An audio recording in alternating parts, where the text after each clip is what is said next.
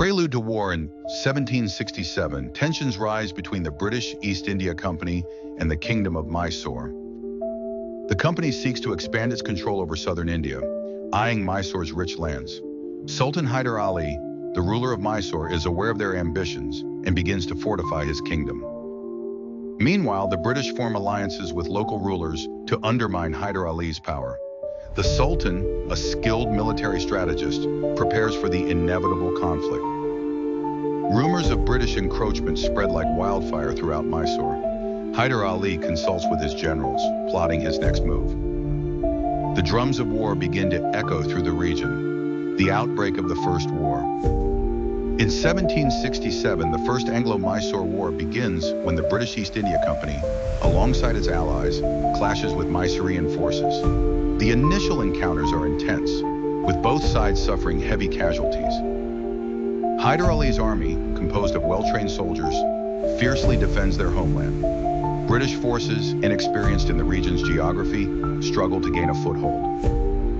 The war turns into a brutal test of endurance, with no clear victor emerging.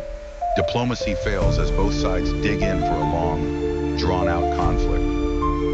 On the battlefield, cannon fire fills the air, signaling the commencement of a bitter struggle. Neither Hyder Ali nor the British are willing to back down. Hyder Ali's military genius. Hyder Ali proves his worth as a commander during the war's early battles. His strategy of using guerrilla tactics and night raids catches the British off guard. Mysore's well-trained infantry and cavalry proved to be a formidable challenge for the company's forces. The Sultan's ability to adapt to changing circumstances earns him the respect of his enemies. His army moves with speed and precision, striking British supply lines and disrupting their communications. British commanders, such as Sir Hector Munro, realize they are facing an adversary unlike any they have encountered. Hyder Ali's reputation as a military genius grows. Word of his skill spreads beyond India, reaching Europe. The first stalemate. By 1769, the First Anglo Mysore War reaches a stalemate. Neither side can decisively defeat the other, and both armies are exhausted. The British, burdened by long supply lines and costly campaigns, begin to seek a diplomatic resolution. Hyder Ali, although not defeated, is also unable to secure a decisive victory. The war has ravaged both sides economically and militarily. Tensions rise as the war drags on with no end in sight. However, diplomacy is attempted, with the British seeking peace negotiations. A truce is agreed upon, though it leaves many issues unresolved. A fragile peace. In 1773, the truce between the British East India Company and Mysore is officially signed. Hyder Ali remains wary of British intentions, but agrees to peace, hoping to rebuild his kingdom. The British, on the other hand, see the truce as a temporary pause in their plans for expansion. Both sides use the lull in hostilities to regroup and strengthen their positions. Hyder Ali continues to fortify Mysore, aware that the peace may not last long. Meanwhile, British officials in India continue to make moves that frustrate the Sultan. The balance of power remains delicate, and both sides prepare for the next phase of the conflict. In Mysore, whispers of renewed warfare fill the air. The return of war. In 1779, the Second Anglo-Mysore War erupts as tensions reach a breaking point. Hyder Ali, having rebuilt his forces, once again faces the British in battle. This time, the conflict is even fiercer, with new alliances formed by both sides. The Marathas and the Nizam of Hyderabad join forces with the British, while Hyder Ali secures French support. The war is characterized by bloody skirmishes and large-scale battles across southern India. The British, emboldened by their new alliances, press the attack on Mysore. Hyder Ali counters with a series of brilliant tactical maneuvers. The conflict becomes a complex web of shifting alliances and unending warfare.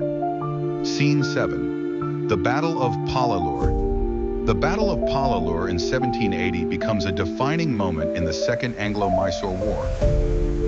Hyder Ali's forces, aided by his son Tipu Sultan, deliver a devastating blow to the British. The British, led by Sir Hector Munro, are caught off guard and suffer significant losses. Hyder Ali's forces employ artillery and cavalry in perfect coordination, overwhelming the British. The victory at Palalur boosts Mysore's morale and weakens British resolve. Hyder Ali proves that his military prowess can still outmaneuver the superior British forces. The battle becomes one of the most celebrated in Mysorean history. Tipu Sultan Hyder's son begins to emerge as a capable leader in his own right. Scene 8. Hyder Ali's decline. By 1782, the tide begins to turn against Hyder Ali. The Sultan, severely weakened by illness, struggles to maintain control over his vast empire. His health deteriorates rapidly, and he is no longer able to lead his forces in battle as effectively as before. The British, sensing an opportunity, begin to rally their forces for a renewed offensive. Hyder Ali's death in December 1782 marks the end of an era for Mysore. Tipu Sultan, the Sultan's son, ascends to the throne, determined to continue his father's resistance against British rule. The death of Hyder Ali is a heavy blow to Mysore, but it does not break their spirit. The fight continues, now led by Tipu Sultan. Tipu Sultan's rise. Tipu Sultan, inheriting the throne of Mysore, vows to continue the struggle against the British. A skilled military commander in his own right, Tipu seeks to modernize the Mysorean army. He studies European military tactics, incorporating them into his forces.